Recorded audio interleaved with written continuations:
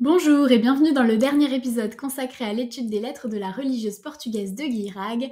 Aujourd'hui, nous nous concentrons sur la place et l'originalité du traitement de la religion. C'est parti!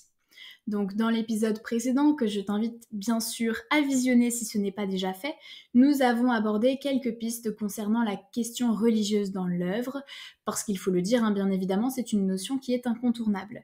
Si les figures religieuses masculines abondent en littérature, ou en tout cas abondaient à cette époque-là, eh bien Marianne est l'une des premières figures féminines à apparaître, même si étant portugaise, elle incarne tout de même le stéréotype exotique de la femme étrangère qui possède un charme certain pour un homme provenant d'une autre contrée, ce qui fait d'elle, dans tous les cas, d'ores et déjà une figure assez singulière.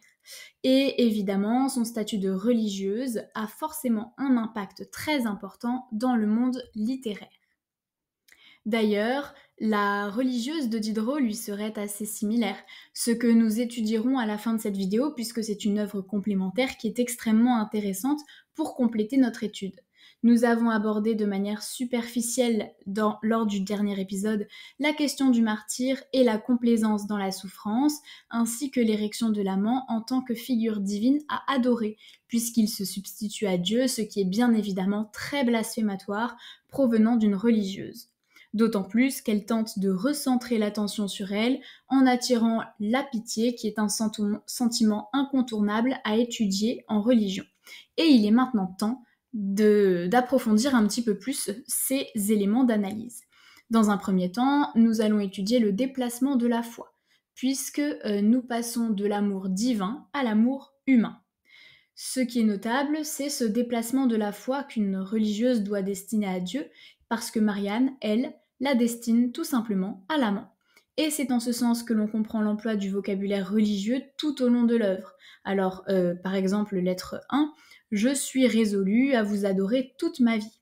Marianne substitue l'amant à Dieu et le prend pour objet d'adoration. On se souvient d'ailleurs que le verbe « adorer » renvoie à l'attitude du croyant face à Dieu.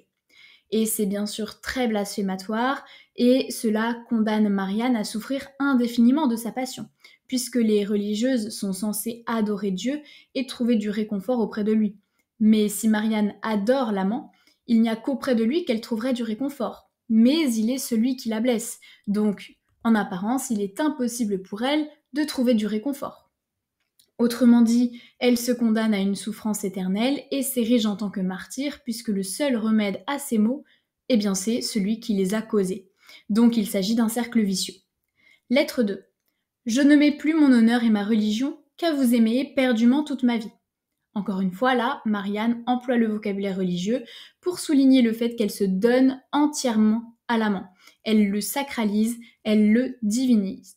Il est une nouvelle religion à laquelle elle se serait convertie. Et elle fait le vœu religieux de se vouer à entretenir cet amour toute sa vie. Problème, c'est un vœu qu'une religieuse fait à Dieu, et là, elle le fait à un homme.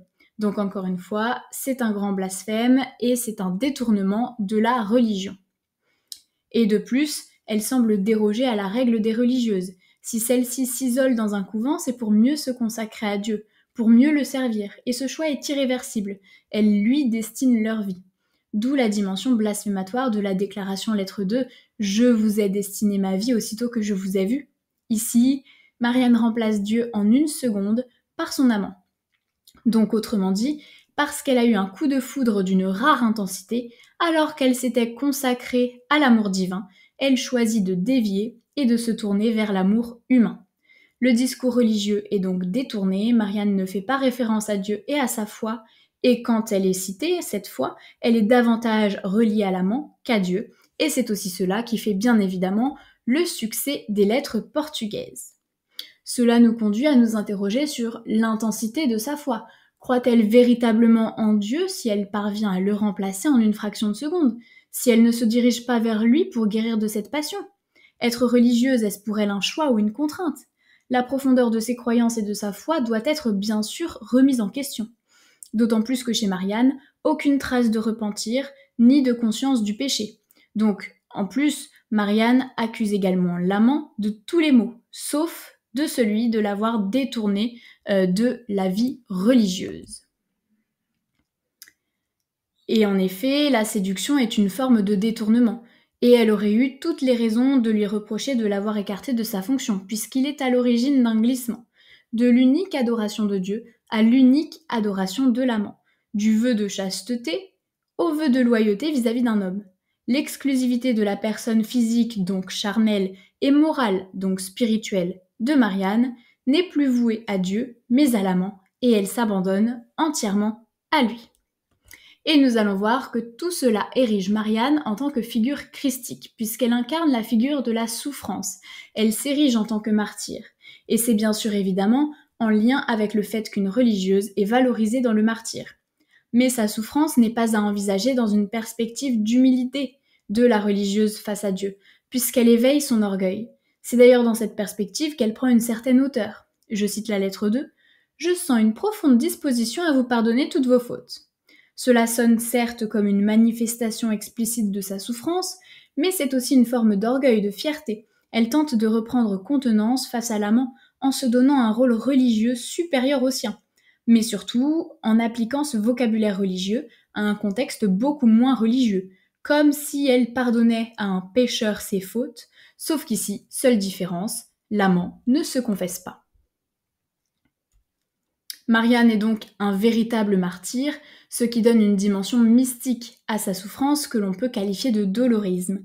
En effet, le dolorisme, qui consiste à mettre en exergue de manière hyperbolique ces mots, est étroitement lié au catholicisme, et c'est ici un état causé par la passion.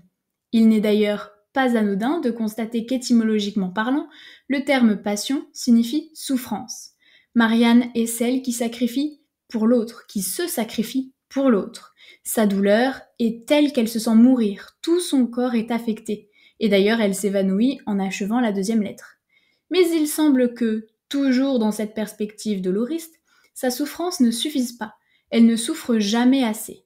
Je cite la troisième lettre, « Il me semble même que je ne suis guère contente ni de mes douleurs, ni de l'excès de mon amour. » Son insatisfaction montre qu'elle peut aller encore plus loin dans la souffrance, et c'est d'ailleurs à mettre en lien avec la capacité de mourir de douleur, d'où l'enchevêtrement du champ lexical de l'amour, de la souffrance et de la mort, qui n'est bien sûr pas sans rappeler l'opposition des pulsions de vie et d'amour, Eros, aux pulsions de mort, Thanatos.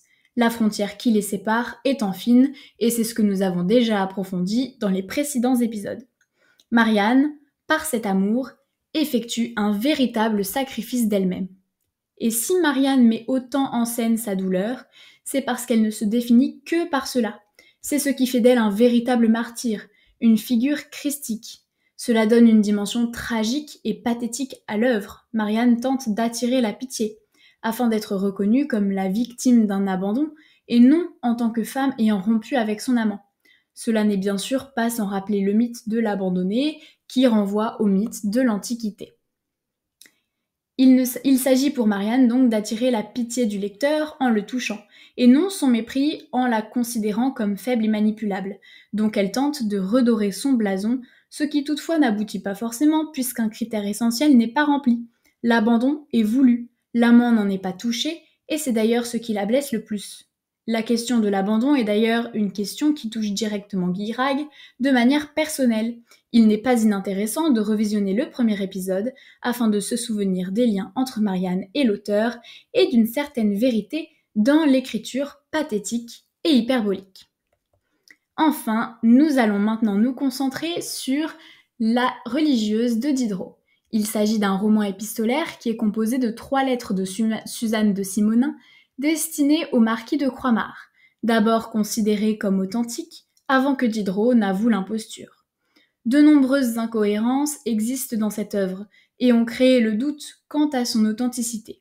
Mais en réalité, la religieuse a été écrite à plusieurs mains et Diderot se l'est réappropriée. Les lettres sont bien sûr factices, mais la préface annonce le contraire. Diderot invente à partir de plusieurs histoires vraies. Il s'est appuyé sur des faits afin d'accréditer la vraisemblance de la fiction. Mais là où Diderot se distingue de la religieuse portugaise, c'est parce que Suzanne ne veut pas s'échapper par amour, mais pour la liberté. Diderot, ainsi, se singularise de ce topos de la religieuse amoureuse, devenue traditionnelle. Suzanne, en effet, est une jeune femme qui est envoyée au couvent contre son gré, puisqu'elle est fille illégitime. Elle arrive tout d'abord à Sainte-Marie, où elle prend l'habit et devient novice. À l'issue de ces 2 années de noviciat, elle est censée faire sa profession de foi et devenir officiellement religieuse. Mais elle refuse, ce qui fait scandale. Et on n'accepte d'ailleurs pas son refus. Et dans cette perspective, cette cérémonie de la profession de foi n'est pas racontée, ce qui permet à Suzanne de se demander si elle l'a bien vécue, si ça n'a pas été une invention. Lorsqu'elle arrive au couvent de Longchamp, elle est tout d'abord ravie, puisqu'elle s'entend très bien avec la supérieure. Mais celle-ci meurt, et c'est une autre femme qui la remplace, et qui va faire preuve d'une extrême cruauté vis-à-vis de la jeune religieuse, qu'elle harcèle, qu'elle accuse d'être possédée du diable, et qu'elle invite à fuir et à rejeter. D'autant plus que Suzanne intente un procès pour rompre ses vœux, mais elle perd ce fameux procès. En revanche, lorsque l'on découvre les abus qu'elle subit, on l'envoie directement dans un autre couvent, celui de Sainte-Trope, dans lequel la supérieure de 3 étoiles fait des avances à Suzanne, qui prétend ne pas les comprendre jusqu'au jour où elle assiste à la confession de cette dernière et réalise qu'elle a été victime d'abus sexuels de sa part. Enfin, Suzanne parvient à fuir. Mais on ne sait pas qui l'enlève du couvent, ni si elle parvient véritablement à s'enfuir par elle-même. Elle cesse d'écrire ses lettres parce qu'elle meurt des suites de ses blessures après s'être échappée. Voici quelques éléments bibliographiques sur lesquels je me suis appuyée pour construire ce cours. Et je te dis à très bientôt dans une nouvelle vidéo.